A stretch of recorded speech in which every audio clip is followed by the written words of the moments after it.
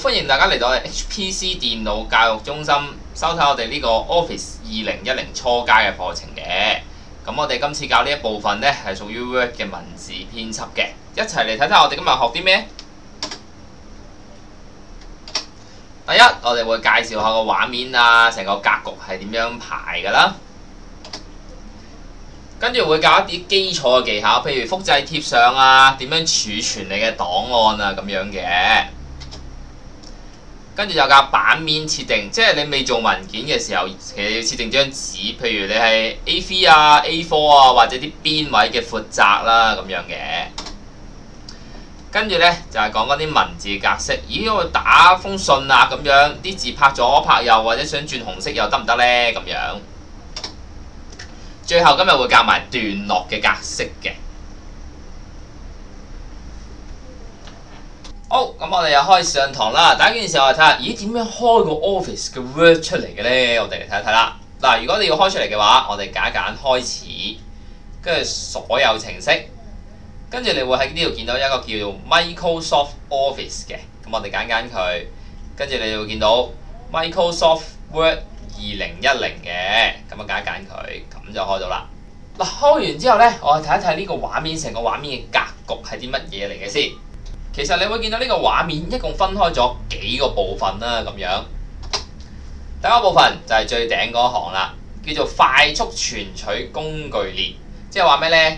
有時啲嘢我喺上面成日都揾到嚟撳嘅 ，OK， 咁啊擺喺上邊嘅。譬如你而家見到嗰個磁碟仔即係咩呢？我成日要儲存噶嘛份文件係嘛？咁啊有個儲存嘅掣喺上面，俾你方便隨時都撳到咯。第二有個叫做索引標籤。其實 Office 嘅2010嗰度呢，全部嘅功能佢係同你分好晒類嘅，咁就喺呢個索引標籤嗰度分咗類啦。譬如你常用嘅嘢，佢就擺喺常用嗰頁；譬如你要插啲圖片啊、插啲表格落去，佢就擺喺插入。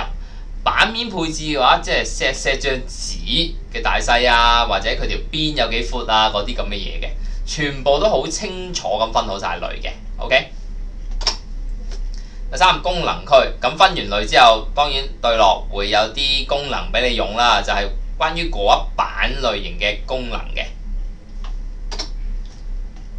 咁另外亦都有工作區啦，即係話你喺呢度嚟做嘢，譬如打文件啊、整表啊咁樣，都喺呢個工作區嗰度做嘅。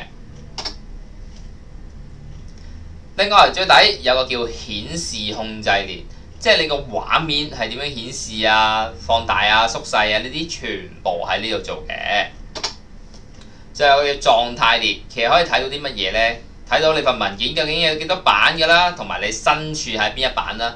又或者你嗰個文件究竟有幾多個字喺裏邊，你打咗幾多個字落去呢？咁樣嘅。好，跟住落嚟就開始講一講呢個畫面點樣控制㗎啦。咁我哋第一件事學咩呢？學睇下點樣將張紙放大啊、縮細啊，或者睇下佢其他嘅情況咁樣啦，好嗎？第一，如果張紙 OK 就係我哋而家白色工作區嘅範圍啦。咦，如果想放大佢嘅話呢，其實喺畫面嘅右下角有個加同埋減嘅符號噶嘛，係咪啊？其實撳個加號就可以放大張紙，撳個減號就可以縮細張紙，就係咁樣嘅啫。咁另外，喺個隔離呢，有幾個掣嘅，你指住佢分別有啲閱讀版面配置啊、Web 版面配置啊、大綱模式啊、草稿咁樣嘢啦。其實我哋最常用嘅呢，就係第一個叫做整頁模式。當大家覺得張紙怪怪地嘅時候，睇唔晒成張紙喎，做乜嘢呢？喺右下角揀一揀整頁模式，咁就可以噶啦。好，可能晒基礎嘢之後呢，跟住我哋就學下裏邊啲文字，即係點樣排位啊，點樣操作啊嗰啲啦。嗱，咁第一件事，咁你份文件要有字先得噶，係咪啊？咁呢啲字喺邊度嚟呢？咁樣冇理由自己而家打過嚟練習噶。咁上網揾其實都得嘅。咁我哋而家一齊試下上網揾下。第一，我哋喺右上角揀一揀呢個減號，縮細咗個框先。咁縮細完之後呢，我哋上網啦。咁上邊個呢？我哋上一上雅虎啊。上雅虎之後，咦，揀啲新聞嚟睇下喎。譬如呢段啦。好，何沛謙獲委通訊事務管理局主席，揀佢睇下啦。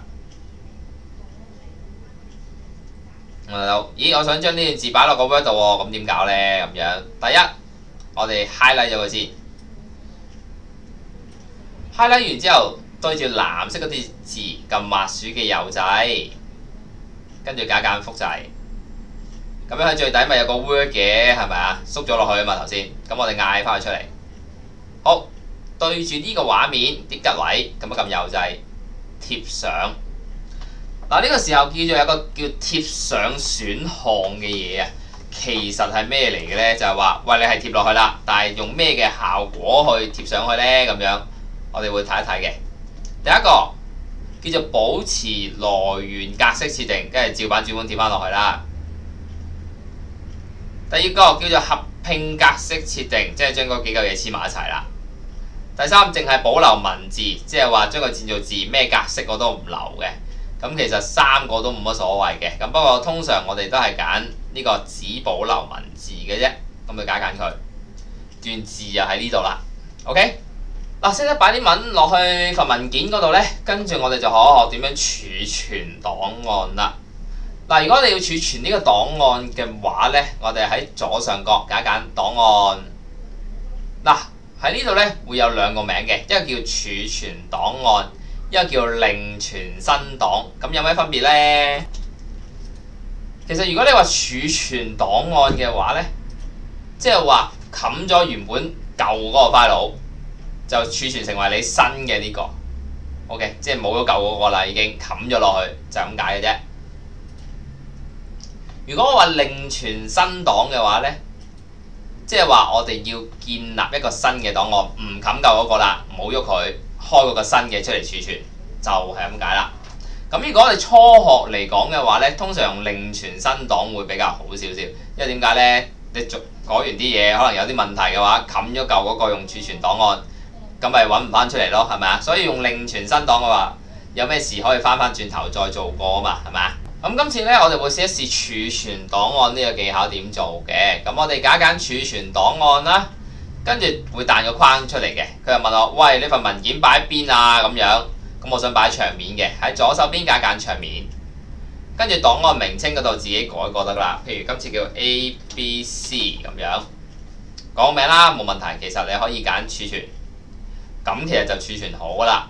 咁我哋頭先儲存咗咯，咁我哋而家結束咗呢份文件，睇下桌面，咦，揾到份文件出嚟咯。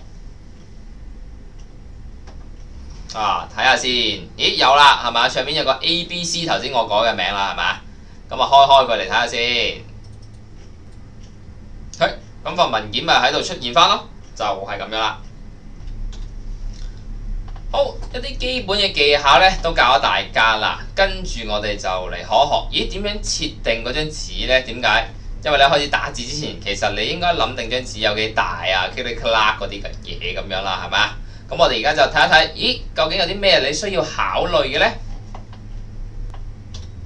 好，我哋第一樣要考慮嘅嘢就係，喂，呢張紙有幾大啊 ？A3 紙同 A4 紙唔同 size 啊嘛，係咪啊？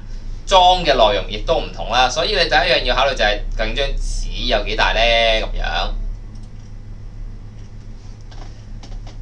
第二，咁啊，究竟張紙打橫定係打直擺嘅呢？咁你都要諗一諗嘅喎。第三，咦，知道張紙有幾大啦 ？OK， 亦都知佢打橫打直，咁我當打直先啦，係嘛？咁仲有啲咩需要考慮呢？就係邊界啦。OK， 條邊有幾闊，留幾多吉位俾佢呢？咁樣就係要諗呢三樣嘢啦。嗱，諗完之後呢，我哋就可以開始做啦。嗱，第一件事要知道嘅就係，咦，設定張紙嘅喺關邊一版事呢？上面索引標籤嗰度。就係關版面配置個版事啦，咁我哋撳一撳佢啦。跟住第一件事 set 咗張紙幾大先 ，OK， 咁喺邊度 set 啊？喺大小呢度 set 嘅。咁其實呢度有好多選項可以俾你嘅。而家預設咗其實就係 A4 嘅，如果你有 A3 就 A3 啦，或者係其他 size 嘅紙，你都可以喺呢度揾到嘅。不過如果咁多個都唔啱你嘅話，其實你可以揀其他紙張大小。咁喺闊度同埋高度嗰度呢，自己度完打翻落去，其實都得嘅。咁呢個呢係以公分即係 cm 嚟做單位嘅。就係咁樣啦。咁冇問題，我呢個係用 A4 紙嚟做設定嘅，咁我撳確定，咁就可以噶啦。第二樣嘢呢，就諗一諗，咦，張紙打橫定係打直呢？咁亦都可以喺版面配置方向呢個掣度選到嘅。咁揀直向、橫向咁樣就可以噶啦。咁而家我揀直向啦，就係咁樣啦。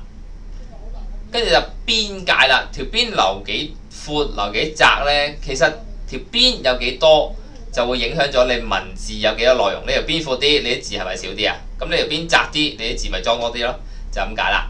另外，點樣喺張紙嗰度睇得出嗰條係邊呢？咁樣其實你會見到張紙有兩個角落頭，係咪？左邊同右邊就一個。其實角落頭對出呢啲就係白色嘅吉位，即係條紙嘅邊啦，就係咁啦。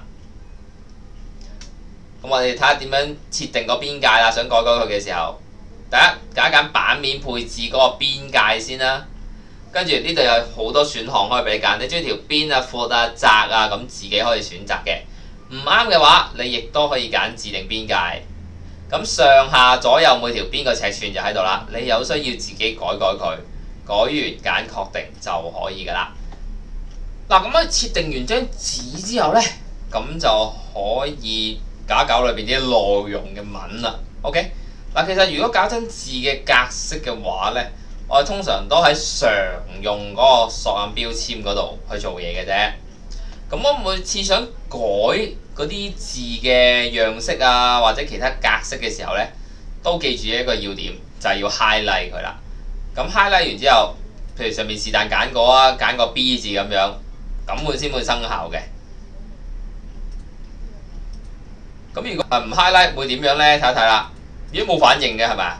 其實你 highlight 嘅意思就係話你想改邊啲啊咁樣，你都同個電腦講聲先啦，係咪？唔 highlight 佢點會知你想改咩啫？係嘛？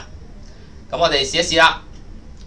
嗱，第一我哋就學點樣設定嗰個字形啊，即係話你個字想咩款㗎咁樣。咁我哋嚟睇睇啦。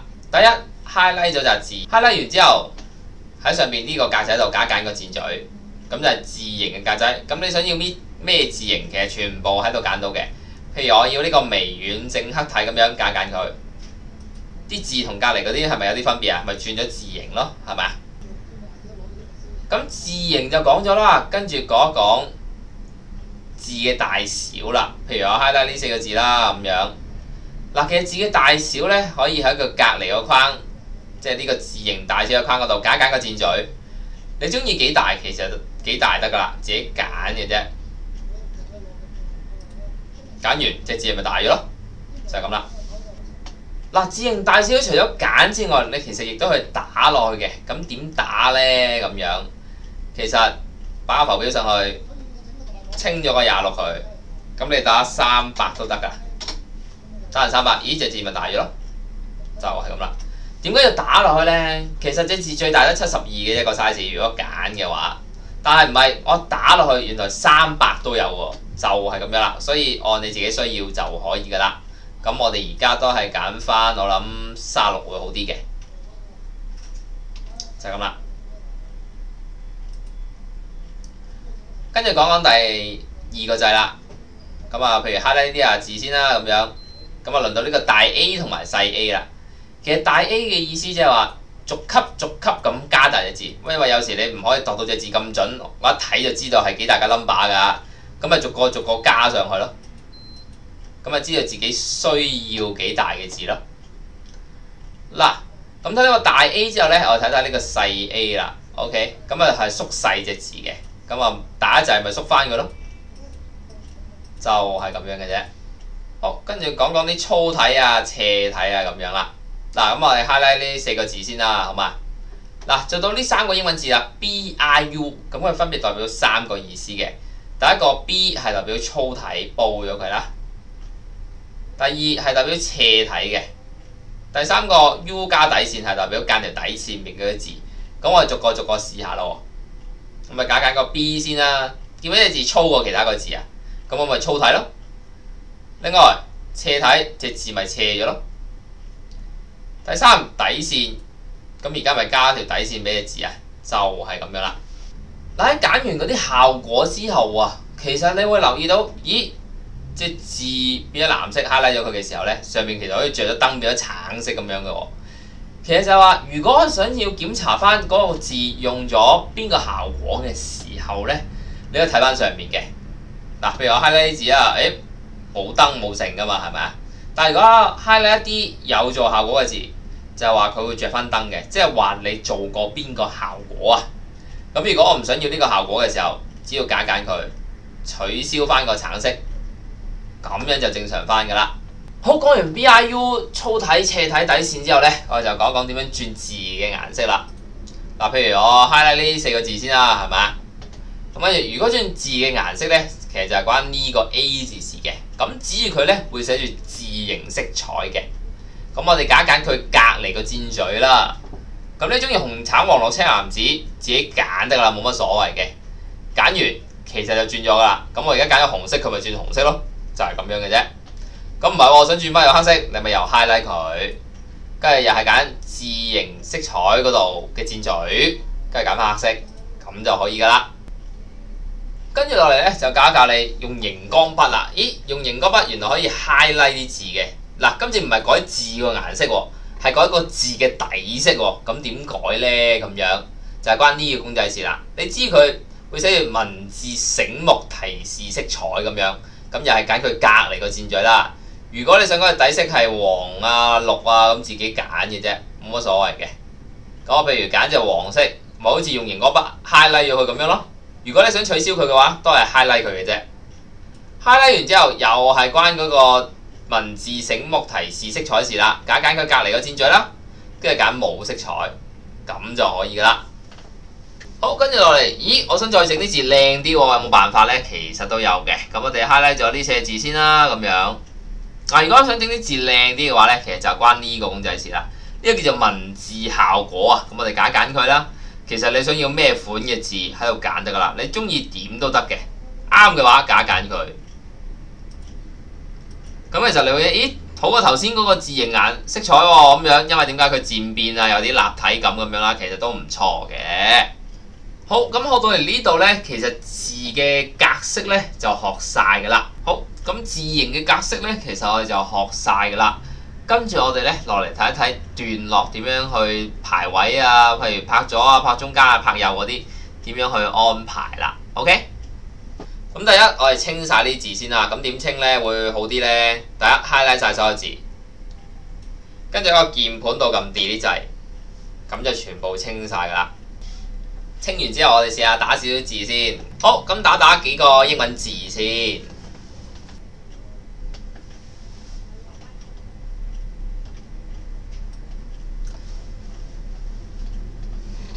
打完之後，咁我哋學一學點樣執嗰啲段落嘅格式啦。OK，咁第一件事 highlight 晒所有字先。咁又輪到段落呢排啦。咁我哋講第一個啦。佢會叫做項目符號嘅。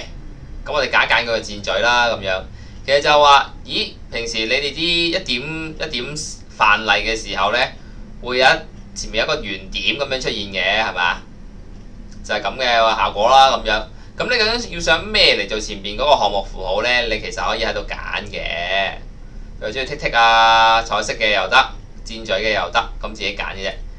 揀完嘅話呢，佢就生效噶啦，即係變咗咁樣嘅畫面啦。咁唔要咯，做咩？熄燈。熄咗佢，就係咁樣嘅啫。咁項目符號我教完啦，跟住教第二個就係叫項目編號啦，又係揀佢隔離個箭嘴。你想要佢數1、2、3、4、5啊 A B C D E 啊咁樣，其實自己揀嘅啫，冇所謂。揀完佢就生效噶啦。咁冇問題嘅話，我哋呢個又可以熄翻盞燈，就係咁啦。跟住落嚟呢，就教你嗰個縮排啦。OK， 嗱，其實如果將啲字呢，冇理由次次都擺喺最頭噶嘛。如果啲字要拍入啲嘅話，咁可以點拍呢？咁樣就可以揀呢個增加縮排，佢咪會拍過去右手邊咯。跟住另外一個呢，就叫做減少縮排嘅，咁咪揀佢。你拍得右邊多一陣，你咪縮翻過左邊咯。其實呢個自己慢慢控制嘅啫。OK。咁啊，拍翻原位先啦，就係咁樣啦。好，跟住落嚟咧就輪到啲字嘅闊窄啦。如果隻字咦想你拉闊啲喎，咁其實你可以揀一揀呢個 A 字嗰個雙箭嘴嗰個，寫住亞洲方式配置嘅。咁我哋再揀一揀字源比例，其實而家剔咗100% 嘅，咁大過100%即係叫佢闊啲咯，細過100%即係叫佢窄啲咯。好，試一試啊！呢個33%窄咗咯。咁如果係150闊咗咯。咁 OK 嘅話，設定翻做正常嘅100%，咁就可以噶啦。跟住就到一啲叫做排位嘅嘢，譬如而家啲字係排向左邊噶嘛，係咪？點解我睇到呢？一段落嗰度呢，其實排左邊呢，嗰個係最有燈嘅，即係話而家係靠左排嘅。如果唔係，我想靠中間排嘅話，其實你都可以揀揀呢個至中，咁佢就喺成張紙嘅中間嗰度排。咁靠右都係啦，咁佢就自己向右邊排噶啦。咁冇問題嘅話，我哋設定翻做靠左排就可以噶啦，因為正常嘅文章都係靠左排嘅。跟住就嚟到啲行距啦，譬如嗰行你想闊定窄嘅話呢，其實喺呢個行距嗰度 set 得噶啦，揀呢個行距啦。咁而家正常就係一行嘅行距，如果你想闊啲嘅，咪1.15啊、1.5啊、2.0咁樣咯。咁你會見到啲字係闊咗啲嘅每一行，係咪啊？咁揀完之後呢，我哋就揀翻個行距，揀翻1得噶啦，正常啲咁就可以噶啦。好，學完呢啲技巧之後呢，基本上一般簡單嘅英文書信呢，其實應該係打到出嚟嘅。我哋而家試下做少少練習啊！嗱，就跟住呢個畫面裏邊嘅字，咁就執一執啲格式啦，咁樣。咁每一個框住啲字呢，其實改咗啲字形嘅。咁成個格局嗰一段落呢，咁就自己睇一睇點樣可以執好佢啦。OK， 嗱，如果成功嘅話，應該可以執到同我哋呢篇文嘅格式係一模一樣嘅，冇問題，大家就可以開始練習啦。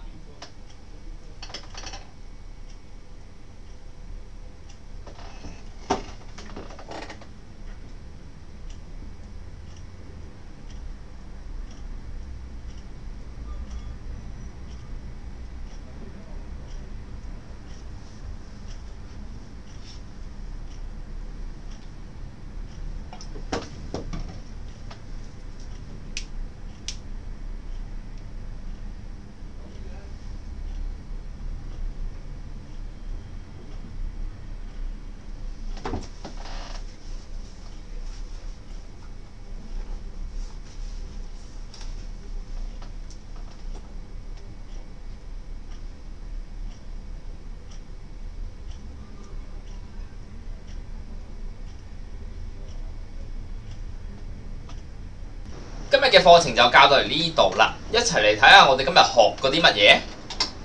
第一，我哋知道個畫面點稱呼啦，譬如快速存取工具列啊、索引標籤啊、工作區啊咁樣嘅。基礎技巧我哋又學過點樣儲存啲檔案啊、複製貼上啊咁樣嘅。版面設定我哋設定咗3樣嘢呢，共係咪啊？設定咗張紙嘅大細。跟住設定張紙橫向定係直向，最後就係設定埋個邊界嘅。文字格式我哋學過將個字形啊、大細啊、顏色啊，甚至乎排位啊呢啲全部都試過去揸執㗎啦。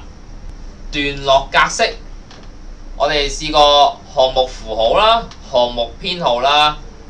靠左對齊啊，至中啊，靠右對齊啊，呢啲我哋全部都學過晒啦。咁今日嘅嘢就差唔多啦。嚟緊下一次呢，將會教呢個插入嘅物件嘅，即係話，咦，我想整個表格出嚟喎，咁點整？或者喺個文件裏邊加啲相啊，咁樣都會教嘅。好，今日差唔多啦，拜拜。